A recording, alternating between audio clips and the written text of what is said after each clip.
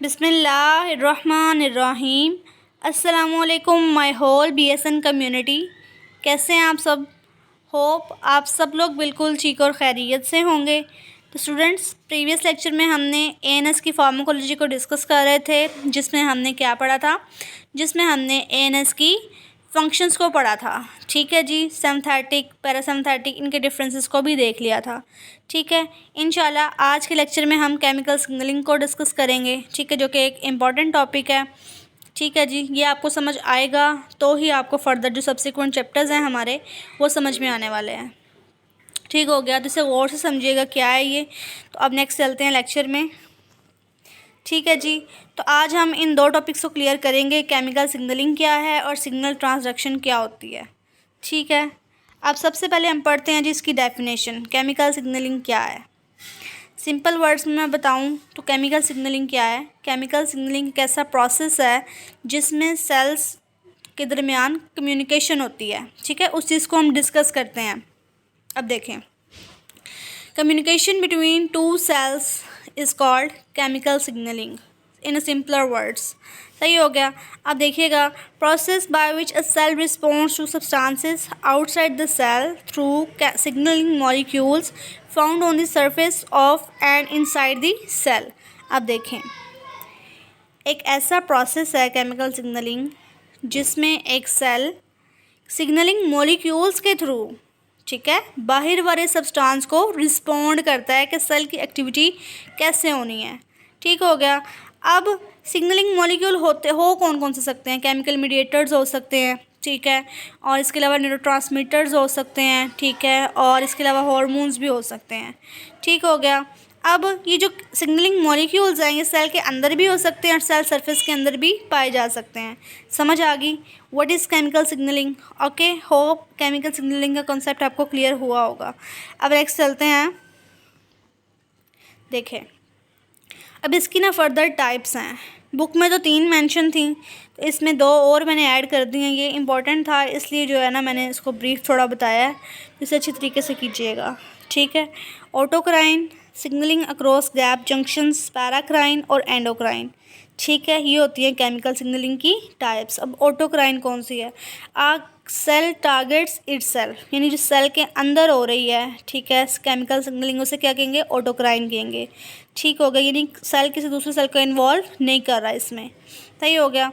इसके अलावा एक और सिग्नलिंग है हमारे पास, signalling across gap junctions, a cell targets a cell connected by gap junctions. ठीक है, इसमें जो है गैप जंक्शंस के थ्रू क्या हो रही है? केमिकल सिग्नलिंग हो रही है।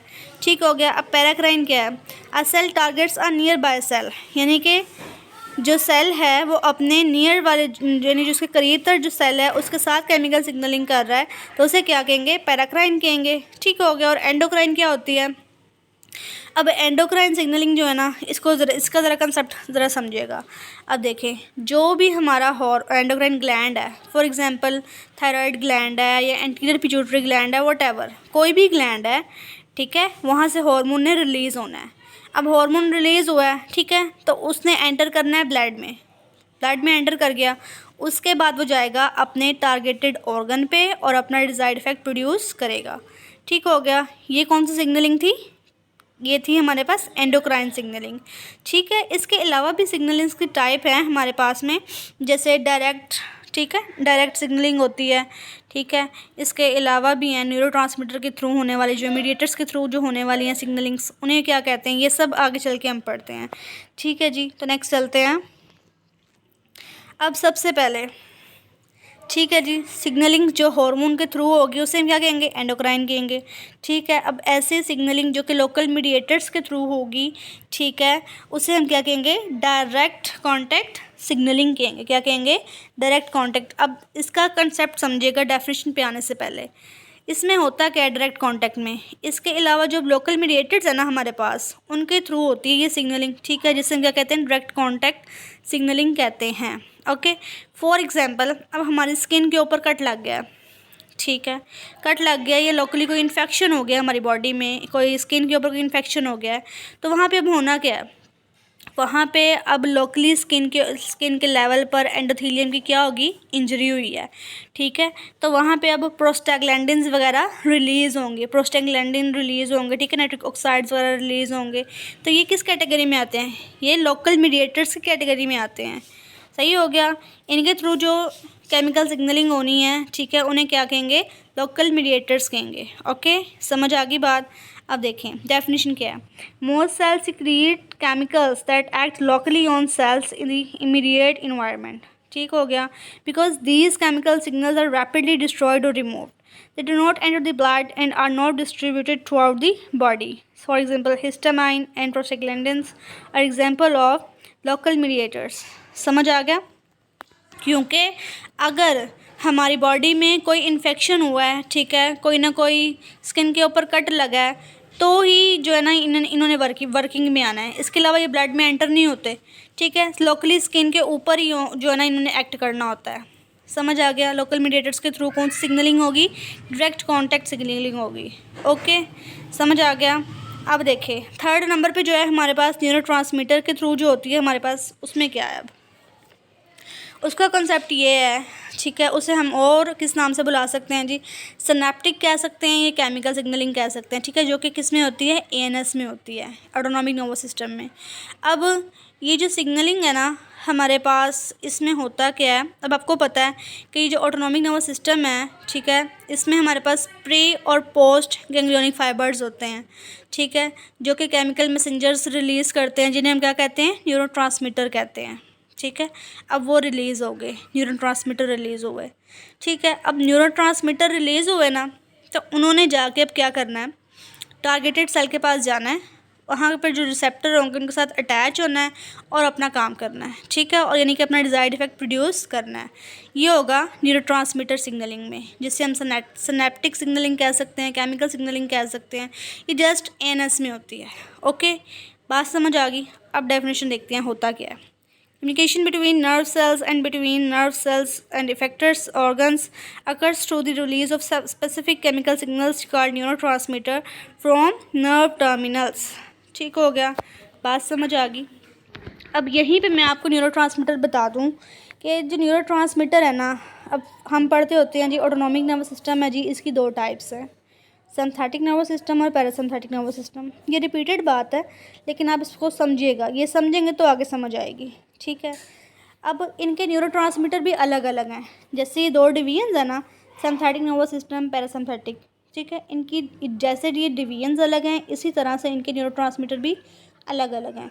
जैसे अब सिंथेटिक नर्वस सिस्टम है, इसका जो न्यूरोट्रांसमीटर है नॉर्मली नॉरएपिनेफ्रिन होता है, ठीक है, और इसका और इसके अलावा जो पैरासिम्पैथिक है, इसका न्यूरोट्रांसमीटर कौन सा होता है, एसिटाइलकोलिन होता है।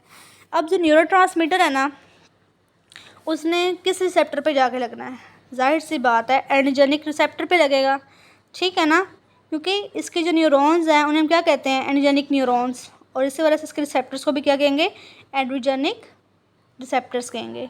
ठीक हो गया।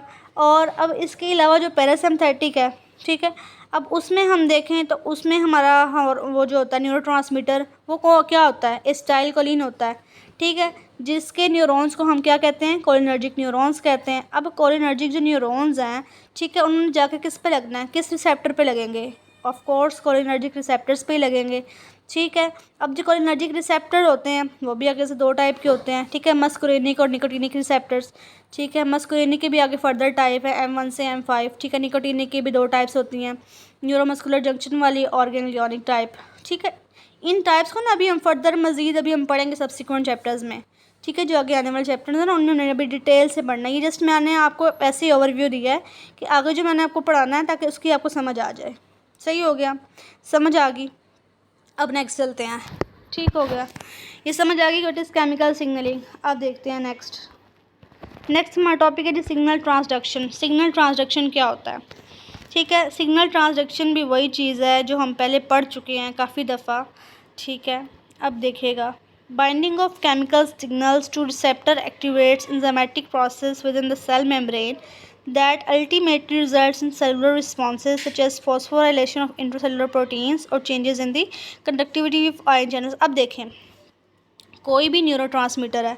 फॉर एग्जांपल वो आयोनिक जो है हमारे पास रिसेप्टर, आयोनिक रिसेप्टर्स जो हैं उनके ऊपर जाके अटैच हुआ है, ठीक है। वो तो आयोनिक चैनल था हमारे पास, ठीक है, उन पर जाके अटैच हुआ है, तो वो अब वो क्या करेगा नेक्स्ट, सिग्नल ट्रांसडक्शन वो कैसे कराएगा, वो या तो कर देगा जी आयंस के इफ्लक्स करा देगा, या इनफ्लक्स या आउटफ्लक्स कराएगा आयंस का, क्योंकि वो आयोनिक चैनल है ना, इसीलिए उसे हम क्या कहेंगे, आयोनोट्रोपिक चैनल कह देंगे, ठीक है। इसमें इस पूरे पैराग्राफ में हमने 2 बातें पढ़नी है, ठीक है, आयोनोट्रोपिक रिसेप्टर्स पढ़ने हैं, ठीक है, और इसके अलावा एक और बात है, ठीक है, मेटाबोलोट्रोफिक रिसेप्टर्स पढ़ेंगे, ठीक है, मेटाबोट्रोफिक रिसेप्टर्स जिसमें जी प्रोटीन कपल रिसेप्टर्स आते हैं, ठीक है। इन सारा मैकेनिज्म हमने किसने पढ़ा था, याद है कुछ, फार्माकोडायनेमिक्स में पढ़ा था ना, उसमें हमने पढ़ा था जी प्रोटीन कपल रिसेप्टर्स क्या होते हैं, ठीक है। अब देखें जी प्रोटीन कपल रिसेप्टर क्या था, उसमें ये था जी कोई रिसेप्टर्स हैं हमारे पास, ठीक है, अल्फ़ा बीटा गैमा रिसेप्टर्स थे, ठीक है। अब अल्फ़ा के पास जीडीपी था, ठीक है, जब रिसेप्टर आगे उस पर अटैच, अभी कोई लिगैंड मॉलिक्यूल नहीं आया था तब तक तो उसके पास जीडीपी था अल्फ़ा के पास, ठीक है। जैसे वो मॉलिक्यूल आके मेम्ब्रेन के ऊपर अटैच हुआ है, ठीक है, तो वो जीडीपी रिप्लेस कर गया जीटीपी में, आगे उसने फॉस्फोराइलेशन कराई, ठीक है, आगे मतलब एंजाइमेटिक रिएक्शन उसने स्टार्ट करा दिए। तो ये होल चैप्टर्स में हम ये सारा कुछ पढ़ेंगे, ठीक है जी। होप आज के लेक्चर की आपको समझ आई होगी students. Thank you so much for your attention, ठीक है जी। तो आज के लिए इतना ही, अपना बहुत सारा ख्याल रखिएगा, ठीक है जी। ओके, अल्लाह हाफिज़।